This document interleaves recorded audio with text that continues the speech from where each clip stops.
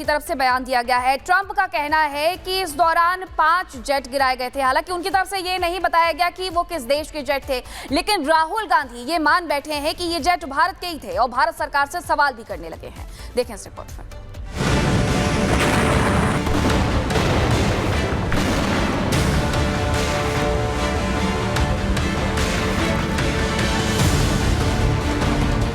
Operation सिंदूर को 2 महीने से ज्यादा का वक्त बीत चुका है,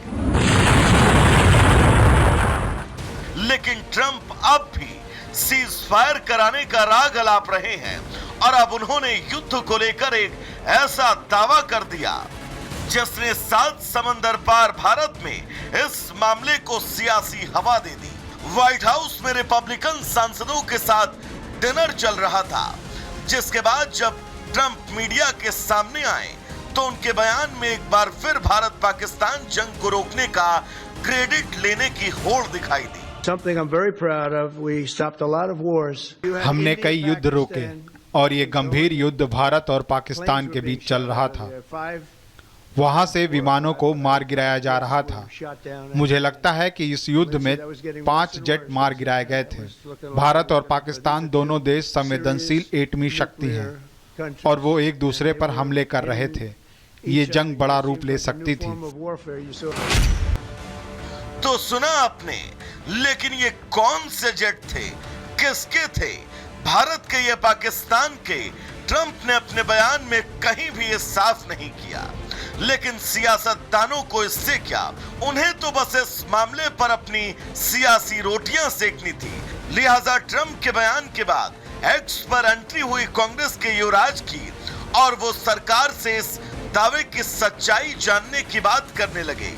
राहुल गांधी ने ट्रंप के वीडियो को टैग करके लिखा, जहाजों का सच क्या है, देश को जानने का हक है।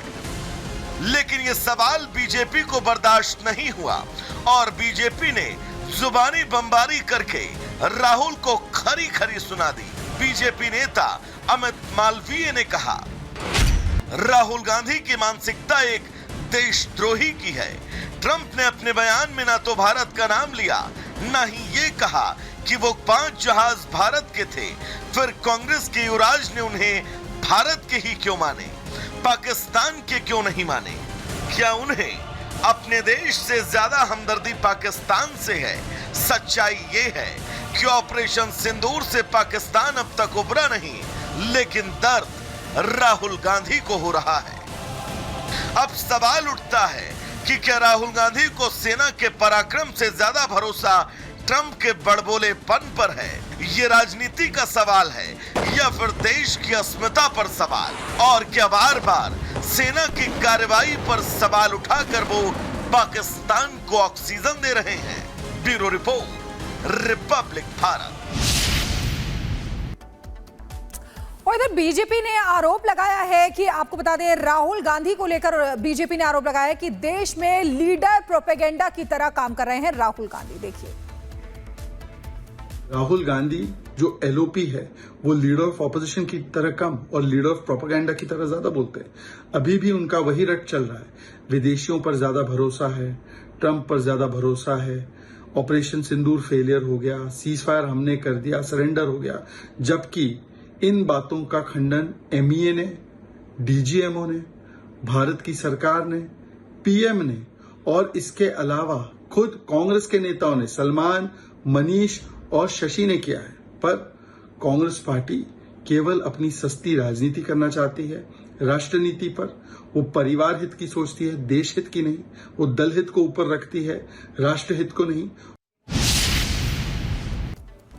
दूसरी तरफ रक्षा विशेषज्ञ टीपी त्यागी ने ट्रंप के दावे और मामले पर राहुल की राजनीति पर क्या कुछ कहा है, वो भी आपको सुनवाते हैं। वैसे तो डोनाल्ड ट्रंप की क्रेडिबिलिटी एक्सपोनेंशियली प्रतिदिन गिर रही है। उन्होंने ऑपरेशन सिंदूर में 5 एयरक्राफ्ट के तबाह होने की बात कही है। मैं समझता हूँ उनका इशारा पाकिस्तान की तरफ था। तर्क 3, पहला कि नूर खान हो या सरगोदा एयरबेस हो, 11 एयरबेस के ऊपर अटैक हुए जिसमें नुकसान हुआ, जिसमें हैंगर में खड़ा हुआ उनका एवाक्स भी तबाह हुआ, एयरक्राफ्ट भी तबाह हुए होंगे। दूसरा, नेशनल सिक्योरिटी एडवाइजर ने भारत के ये कहा कि एक फोटो हमको दिखा दीजिए जिसमें भारत के किसी एयरक्राफ्ट का नुकसान हुआ हो। और बलूचिस्तान में पाकिस्तान की फौज पर एक बार फिर से हमला हुआ है। बलोच लिबरेशन आर्मी यानी बीएलए ने 3 अलग अलग ऑपरेशनों में बड़ा दावा किया है। बीएलए के मुताबिक क्वेटा, मस्तूंग और नसीराबाद में हुए हमलों में 7 पाकिस्तानी सैनिकों को मौत के घाट उतार दिया गया, जिसमें एक मेजर रैंक का अधिकारी भी शामिल है। ये हमले पूरी तरह खुफिया सूचना के आधार पर किए गए हैं। सीसीटीवी में एक हमला रिकॉर्ड भी हुआ है। ये रिपोर्ट आपको दिखाते हैं।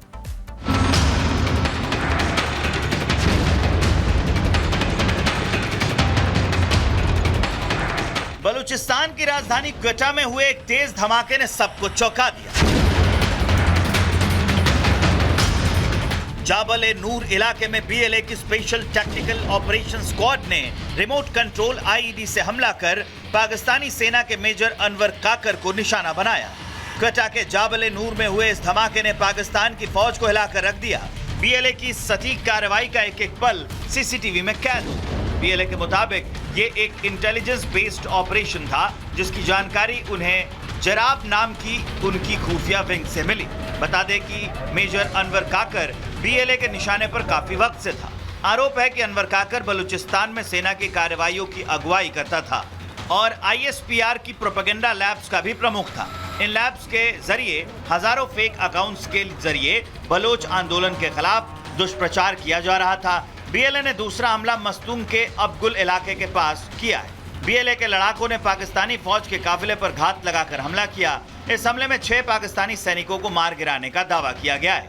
वहीं तीसरा हमला नसीराबाद के मंजूशोरी इलाके में किया गया, जहां पहले से प्लान किए गए विस्फोटक से चेकपोस्ट पर पहुंचे 2 सैनिक गंभीर रूप से घायल हो गए। बीएलए के प्रवक्ता जियंद बलोच ने इन तीनों हमलों की जिम्मेदारी ली है। उनका दावा है कि ये हमले बलोच आंदोलन के खिलाफ किए जा रहे दमन का जवाब हैं। क्वेटा, मस्तूंग और नसीराबाद तीनों जगहों पर हुए ये हमले बलूचिस्तान में बढ़ते संघर्ष और फौजी दमन के खिलाफ बीएलए के अभियान का हिस्सा है। बीएलए ने चेतावनी दी है कि ऐसे ऑपरेशन लगातार जारी रहेंगे। वहीं इन हमले के बाद पाकिस्तानी सेना ने पूरे इलाके को घेर लिया है और जवाबी कार्रवाई की तैयारी में जुटी है। लेकिन एक बार फिर बीएलए के खुफिया नेटवर्क और ऑपरेशनल स्ट्रेटेजी ने पाकिस्तान की फौजी तैयारी पर सवाल खड़े कर दिए। Bureau report, Republic Bharat. और अब आपको खबर महाराष्ट्र के पंढरपुर से बताते हैं, जहां भीषण सड़क हादसा हुआ है। दरअसल 2 पिकअप वैन की जोरदार टक्कर हो गई है। हादसे का सीसीटीवी सामने आया है और वीडियो में देखा जा सकता है कि 2 पिकअप सामने से आ रहे थे, तभी दूसरी तरफ से एक और पिकअप वैन आ जाती है। पहला वाला पिकअप किसी तरह से खुद को बचा लेता है।